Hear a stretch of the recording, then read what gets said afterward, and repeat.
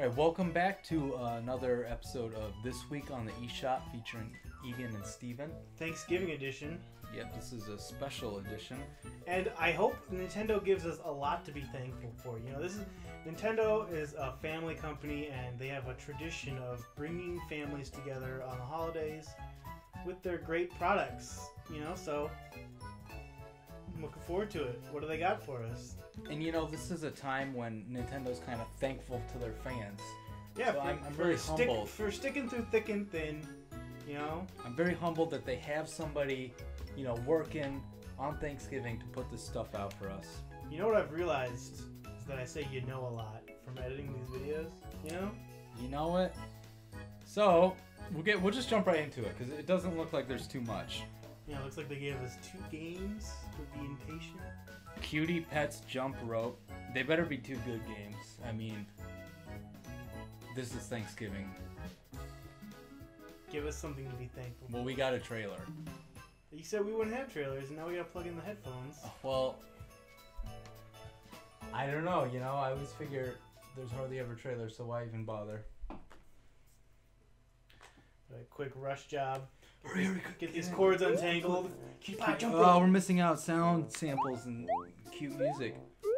We got the wrong one. We got the wrong earbuds. Alright, we got Platypie. What is this? WarioWare for GameCube on the Wii U? Oh, beautiful. This isn't even a joke. I was saying more artistically, but this is literally a minigame in WarioWare for GameCube. Oh, we got the stamps. Yeah, this is definitely not isn't that... Did you see that? Isn't that flexing one? That flexing deer from a game that we looked at a few weeks ago? Must be by the same people. They just must be pumping these games out. Pumping iron and pumping games out? Yeah, doing all this. It's literally, I thought that's all they had. Oh no, okay, so it is just a jump rope game. Yeah, I thought the jump rope was just gonna be a mini game. So you know, you play WarioWare on the GameCube, and you're playing the jump rope game, and you say to yourself, I could play a full game of this. Yeah, it's like when we always joke, like, hey, I'd play a whole game of this. And then you're like, well, in WarioWare, it's like, why bother? Because one thing is, WarioWare looks better. Look at this. Everyone has their own kind of, you know, jump that they're going to follow. Well, in WarioWare, you know, it's a little more chaos. You're a team, you know. It's like the first person, the weakest link. There's definitely more of a cooperative aspect to it. That in this one, it's kind of maybe more like competitive. Down, yeah, like. You know. Oh well, that was that, and it's 1 through 5 players. How much is that? $2? $2, yeah. Well, that's not too bad. So next we have Konami Crazy Racers. This is a Game Boy Advance game. Also, so you know, any Game Boy Advance game, you cannot do multiplayer. Nothing like that has been kind of plugged in. And you can tell sometimes most of the Nintendo brand ones are going to be $7.99. So basically what I'm seeing here is that nobody at Nintendo stayed for Thanksgiving to update this, but they you know, suckered somebody in from Konami to skip in time with their family. We talked about last time, somebody at Konami just got a ROM pack they downloaded, and every week they send one over to Nintendo. Last time, yeah. Everyone at Nintendo probably just ate too much turkey and, you know, fell asleep. Hey, we'll call those Konami guys. Yeah, at least they're, you know, dedicated. So there's no video, but hey, if you played Mario Kart Super Circuit, guess what? You probably know what to expect. Oh, we can play as Goemon. I think Gray Fox too is in this. And then, you know, it's your Konami characters. I couldn't tell you who many of these other guys are. I just did a bunch of champagne burps, and I hope the microphone doesn't pick that up. We just had a great Thanksgiving dinner. Yep, I had to, you know, loosen one belt notch so I didn't get those hunger pangs. Yeah, I mean, this just, you know, it looks like, if you've seen Mario Kart Super Circuit, it looks like that, and they came around the same time. This was a time when, like, you could release any kart racer and it would fly, and people would be like, oh, it's fun, you know? Like, when did kart racers ever get a bad rep? Crash, Team Racing, Mario Kart, they were always like, hey, they're fun. You know, playing as Goemon was really probably the biggest draw I have to this game, other than it looking like kind of like a Mario Kart, Super Mario Kart. Gray Fox. Oh, wow. Shadow Ninja. Look at that. That looks like a Castlevania kind of level right there. Yeah. So I mean, if you're a Konami diehard, I don't think Snake's in this game. I wish I would have known about this when it was relevant, and I wish I would have had a Game Boy Advance that I could have played it on. But you know. The Virtual Console's out now. So there's 12 characters and 16 courses. So If we ever get big, my catchphrase is gonna be we're gonna make shirts that have my your face on it. And it just says It has to be like a catchphrase that's not even really exclusive to you. It's something people say. Well, yeah, a lot of people say What the hell, or something like that, or like, oh man, that's knucking futs. That one's already taken. I'm sorry. But yeah, since that we're kind of disappointed by the amount of stuff on this week, I guess next week will probably be our big Xenoblade episode. But we might as well go into the cyber deals for kind of their Black Friday special. I'm looking to get some deals on some cyber sex, so I'm thankful, Nintendo. Well, on another note, there's some games we've already played on here. Wind Waker HD, in fact. It doesn't even say those two games are on sale though. Well, it doesn't, but I think that's because I've already bought them. Okay. Wind Waker is probably a $50 game, and it's now $35. Metroid Fusion, the going price, I think it's like $8. So it's like, you get a % off, I don't really know. We have Don't Starve, Giant Edition. I'm not watching all these trailers, by the way. Captain Toad Treasure Tracker. Which, you still haven't lived up to your word of saying you play a full game of New Super Mario World Captain Toad levels, but I understand at $30 it's still a little too much to pay for Captain Toad. I hate to admit it because I like those Captain Toad levels, but $30 still feels like... It just... All I think of when I see this game is... If Nintendo wasn't Nintendo, this would be like a $15 each downloadable title. Yeah, if it was on Steam. Yeah, imagine a side story. Yeah, I get $28 on sale. I mean, the graphics maybe don't match up to like a $5 game on Steam, but I could see like a $10 Steam release for Captain Toad. It must have a lot of levels or something. I think the last level is like a 200 floor randomly generated dungeon. I watched really parts of a Let's Play of it. I thought you were just joking. No, I'm not.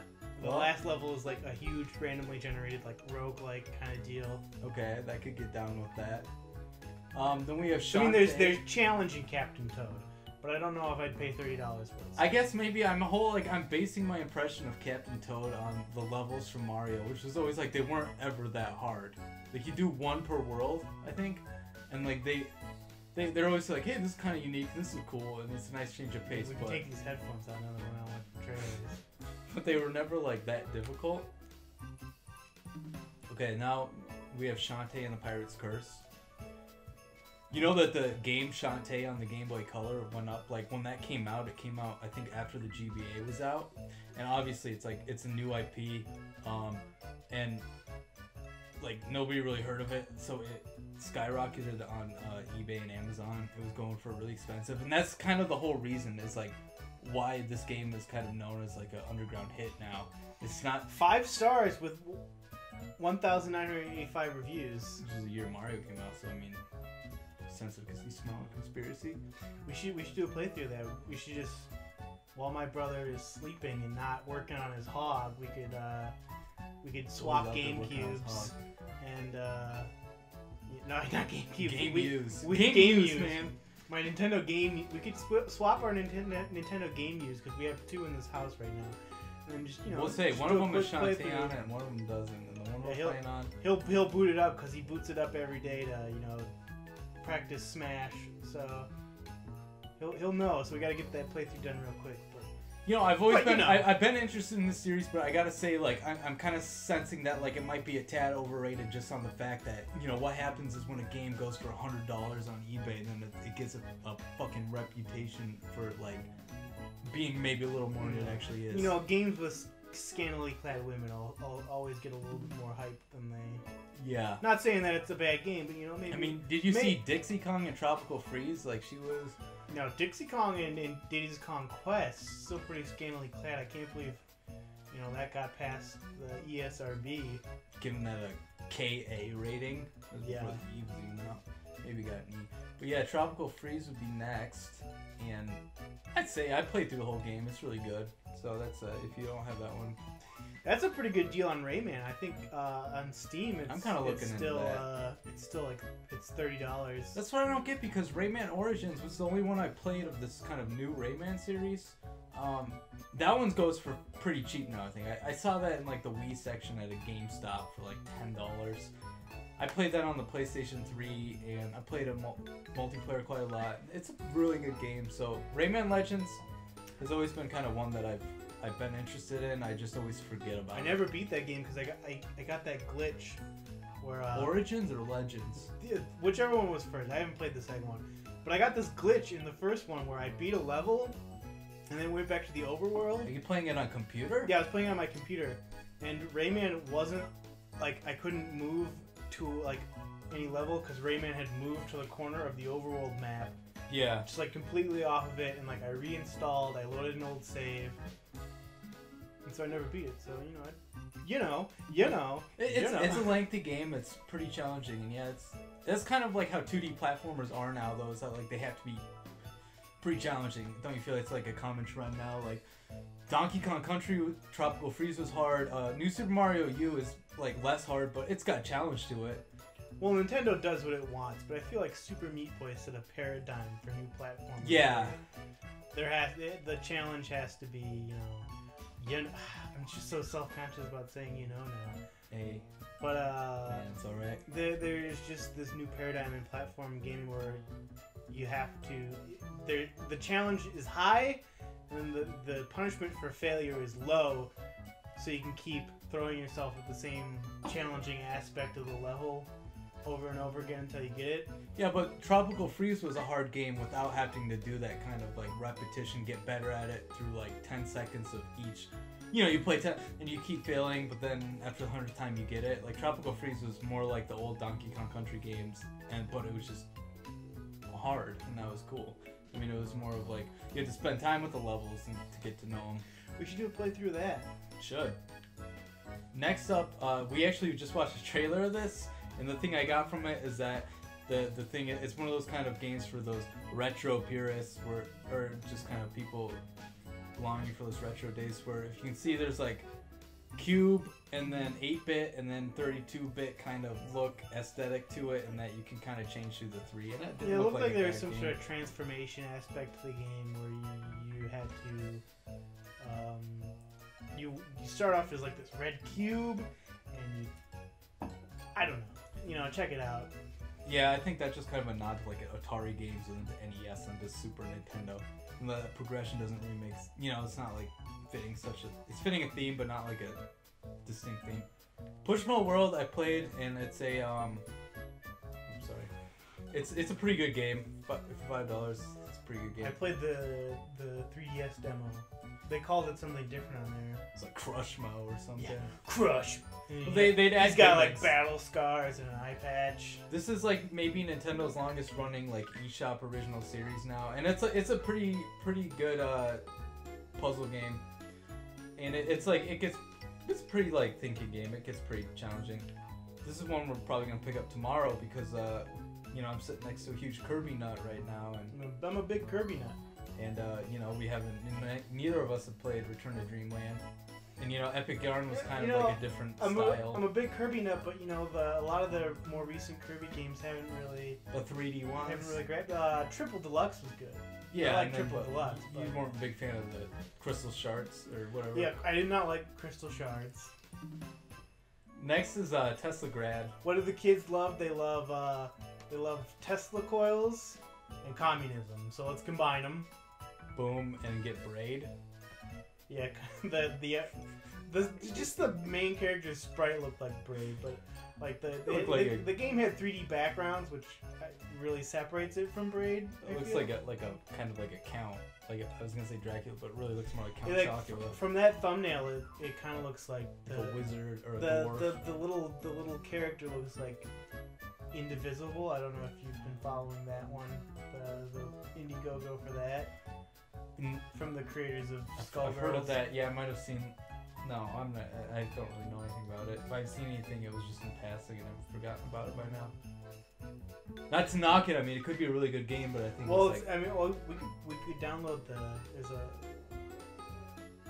there's like a pre-beta version or like a proof of concept version you can download. Because the game isn't funded yet. They got like 9 days left. just to show they're actually making something. Yeah. Okay, now. You know.